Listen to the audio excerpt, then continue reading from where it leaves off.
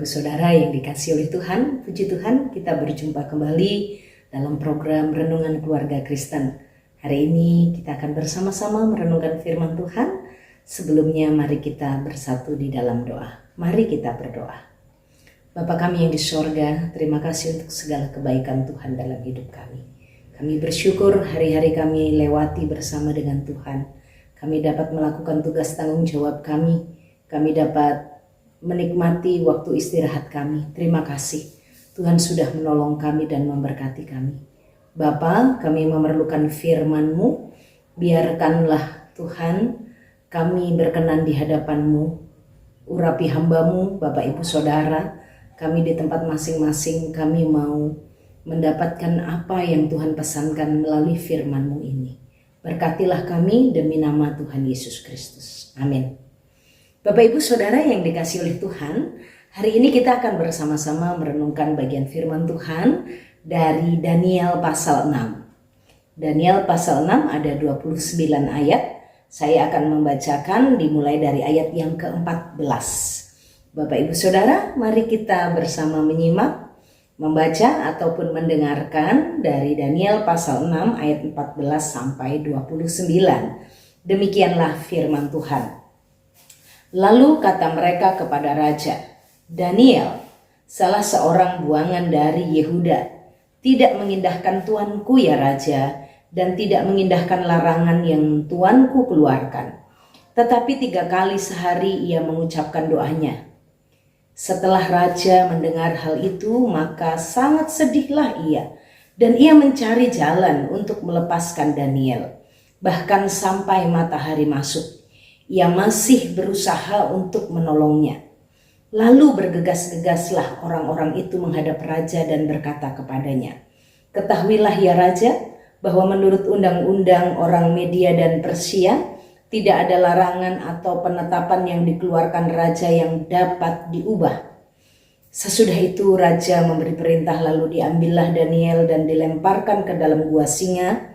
Berbicaralah raja kepada Daniel, Allahmu yang kau sembah dengan tekun, dialah kiranya yang melepaskan engkau. Maka dibawalah sebuah batu dan diletakkan pada mulut gua itu. Lalu raja mencap itu dengan cincin meterainya dan dengan cincin meterai pada para pembesarnya, supaya dalam hal Daniel tidak dibuat perubahan apa-apa. Lalu pergilah raja ke istananya dan berpuasalah ia semalam-malaman itu. Ia tidak menyuruh datang penghibur-penghibur dan ia tidak dapat tidur. Pagi-pagi sekali ketika fajar menyingsing, bangunlah raja dan pergi dengan buru-buru ke gua singa. Dan ketika ia sampai dekat gua itu, berserulah ia kepada Daniel dengan suara yang sayu. Berkatalah ia kepada Daniel, Daniel, hamba Allah yang hidup, Allahmu yang kau sembah dengan tekun, telah sanggupkah ia melepaskan engkau dari tangan dari singa-singa itu? Lalu kata Daniel kepada raja, ya raja, kekalah hidupmu. Allahku telah mengutus malaikatnya untuk mengatupkan mulut singa-singa itu sehingga mereka tidak mengapa-apakan aku, karena ternyata aku tak bersalah di hadapannya, tetapi juga terhadap tuanku ya raja, aku tidak melakukan kejahatan. Lalu sangat sukacitalah raja dan ia memberi perintah supaya Daniel ditarik dari dalam gua itu. Maka ditariklah Daniel dari dalam gua itu dan tidak terdapat luka apa-apa padanya karena ia percaya kepada Allahnya. Raja memberi perintah, lalu diambillah orang-orang yang telah menuduh Daniel dan mereka dilemparkan ke dalam gua singa. Baik mereka maupun anak-anak dan istri-istri mereka. Belum lagi mereka sampai ke dasar gua itu, singa-singa itu telah menerkam mereka, bahkan meremukkan tulang-tulang mereka. Kemudian Raja Darius mengirim surat kepada orang-orang dari segala bangsa, suku bangsa dan bahasa yang mendiami seluruh bumi. Bunyinya, bertambah-tambahlah kiranya kesejahteraanmu. Bersama ini kuberikan perintah bahwa di seluruh kerajaan yang kukuasai, orang harus takut dan gentar kepada Allahnya Daniel, sebab dialah Allah yang hidup, yang kekal untuk selama-lamanya. Pemerintahannya tidak akan binasa dan kekuasaannya tidak akan berakhir. Dia melepaskan dan menolong dan mengadakan tanda dan mujizat di langit dan di bumi. Dia yang telah melepaskan Daniel dari cengkraman singa-singa. Dan Daniel ini mempunyai kedudukan tinggi pada zaman pemerintahan Darius dan pada zaman pemerintahan Kores Raja Persia itu. Diberkati oleh Tuhan setiap kita yang membaca, merenungkan, mendengarkan, melakukan firman Tuhan dalam hidup tiap-tiap hari. Bapak Ibu Saudara yang dikasihi oleh Tuhan, dari Daniel pasal 6 kita belajar bagaimana dalam kehidupan orang percaya itu menghadapi tantangan. Apa yang harus dilakukan orang percaya di tengah-tengah tantangan iman? Bapak Ibu Saudara yang dikasihi oleh Tuhan, kalau kita memperhatikan perenungan kita beberapa hari ini dalam kitab Daniel, kita masih ingat bagaimana Sadrak, Mesak, dan Abednego menghadapi tantangan iman di masa pemerintahan Nebukadnezar. Saat Nebukadnezar membangun patung, ini adalah ayah dari Raja Belsasar, yang di dalam pasal sebelumnya Raja Belsasar itu anak dari Nebukadnezar telah meninggal. Dan ini adalah di masa pemerintahan Raja Darius. Setelah Belsasar selesai masa pemerintahannya, kerajaannya, kekuasaannya itu diserahkan kepada Raja Darius. Dituliskan dalam Daniel pasal 6 ayat yang pertama, Darius orang Media menerima pemerintahan ketika ia berumur 62 tahun. Maka Bapak Ibu Saudara, kalau kita melihat dari masa di mana Daniel hadir di kerajaan Babel itu, dari masa Nebukadnezar, lalu ke Belsasar, lalu ke masa Darius. Ini adalah penguasa atau pemimpin yang ketiga. Tantangan bagi orang percaya itu tetap ada. Kalau Sadrak, Mesak, dan Abednego menghadapi tantangan imannya pada masa Nebukadnezar, diperhadapkan dengan perapian yang menyala-nyala, tapi dalam imannya dia tidak menjadi lemah. Bahkan sekalipun dia harus dimasukkan ke dalam perapian yang 7 kali dipanaskan, mereka tetap berkata, tidak akan mundur, tidak akan mencari, menggunakan kesempatan itu untuk menyenangkan hati raja, dan bisa saja dia meninggalkan Allahnya karena dia saat itu menjadi penguasa. Bapak Ibu Saudara, demikian juga pada masa Daniel, di masa pemerintahannya Darius. Tetap ada tantangan bagi orang percaya. Di sini kita melihat bagaimana Daniel. Kalau kita melihat lagi, menganalisa sejarah kondisinya Daniel, pasti disinilah dia sudah menjadi tua. Karena dia sudah melewati masa pemerintahan Darius, dari masa Nebukadnezar, Belsasar, lalu ke Darius dalam pemerintahan yang ketiga. Namun di sini pun bagaimana Daniel tetap memiliki kedudukan di dalam pemerintahan. Dari masa ayahnya Nebukadnezar, dia mendapatkan kekuasaan. Lalu pada masa di Belsasar dia juga mendapatkan hadiah ya, pada waktu malam dia bisa menerjemahkan tulisan di dinding. Lalu pada masa pemerintahan Darius sebagai seorang penguasa dari kerajaan baru Media yang menguasai Babel pada saat itu, Daniel pun memiliki jabatan itu. Ada 120 orang penguasa wilayah, disebutkan di situ wakil-wakil raja yang ditempatkan di seluruh kerajaannya. Ada 120 dan 120 ini harus bertanggung jawab kepada 3 pejabat. Salah satu dari 3 pejabat ini adalah Daniel. Maka Bapak Ibu Saudara, sebenarnya pada masa pergantian kepemimpinan, Daniel memiliki kesempatan yang sangat baik.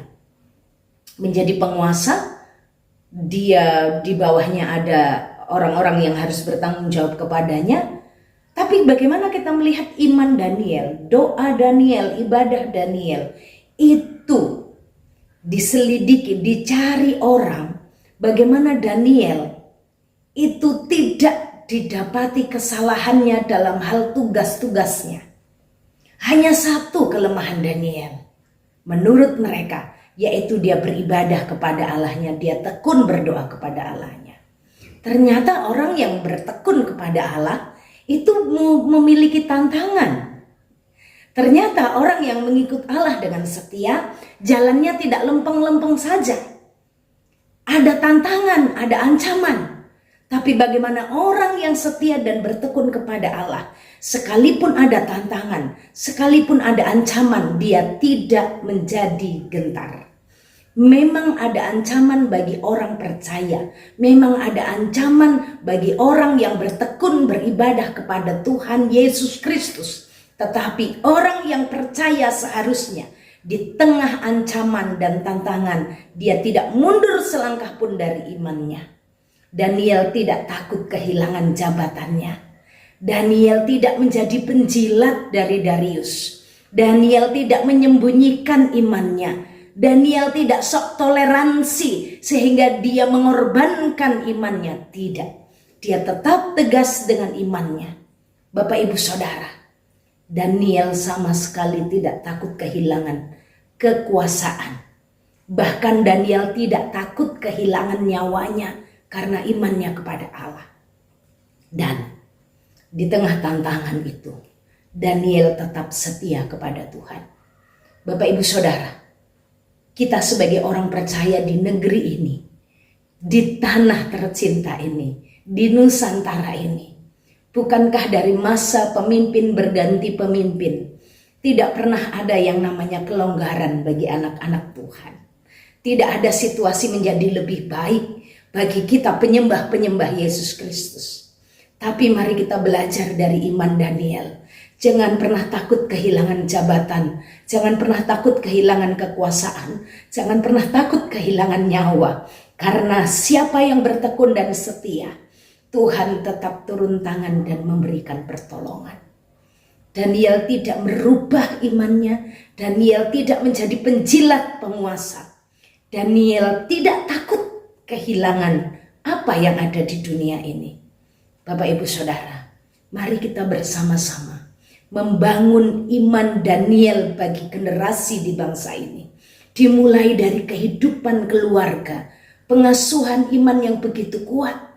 Kenapa Daniel bisa setia kepada Tuhan sampai tua? Sampai tuanya, dia tidak takut kehilangan kekuasaannya.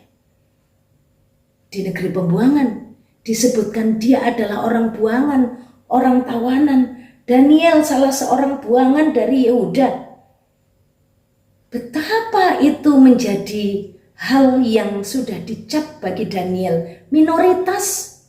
Tidak punya kekuatan, tidak punya apa-apa. Tapi di sini kita melihat iman Daniel sangat kuat. Bapak Ibu Saudara, iman Daniel itu tidak terjadi setelah dia tua. Tapi bagaimana dimulai dari kehidupan keluarga. Saya dan Bapak Ibu Saudara yang dipercaya anak, atau yang dipercaya anak-anak sekolah minggu, atau yang dipercaya anak didik. Mari kita terus berjuang, mengasuh, mendidik, membuat generasi iman, generasi orang percaya hidup memiliki iman seperti Daniel. Iman yang tidak takut ancaman, iman yang tidak takut kehilangan, iman yang setia, iman yang tuntas, iman yang dikerjakan sampai akhirnya. Kita mulai, iman itu terbentuk dari kehidupan keluarga. Bapak Ibu Saudara yang dikasihi oleh Tuhan. Mari kita bersama terus berjuang. Iman anak-anak kita menghadapi banyak tantangan. Kita dalam pengasuhan banyak tantangan. Tapi mari kita bawa di hadapan Allah. Kita doakan. Biarlah generasi-generasi muda, generasi-generasi kita hidup dalam iman yang setia.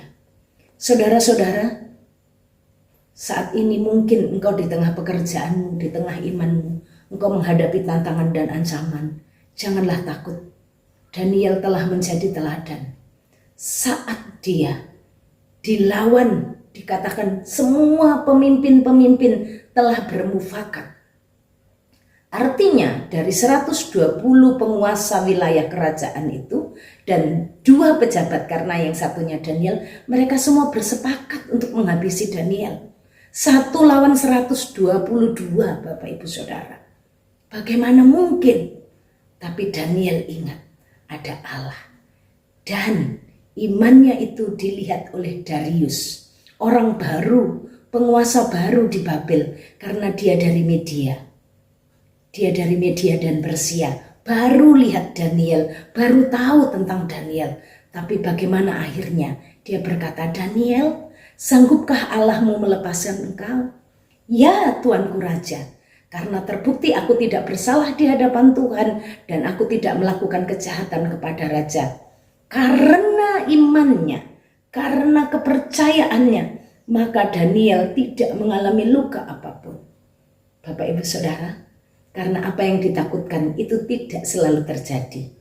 Kadang-kadang banyak anak Tuhan meninggalkan Tuhan karena takut sebelum terjadi sesuatu. Tapi jikapun terjadi sesuatu, ada tangan Allah yang menopang kita. Mari kita bersama-sama jalani hari kita, iman kita dengan penuh setia, dengan penuh bersemangat menciptakan generasi penerus, orang-orang percaya, anak-anak Tuhan yang setia dan tidak takut kehilangan. Karena saat dia memiliki Tuhan, Tuhan memberikan keselamatan baginya. Mari kita berdoa.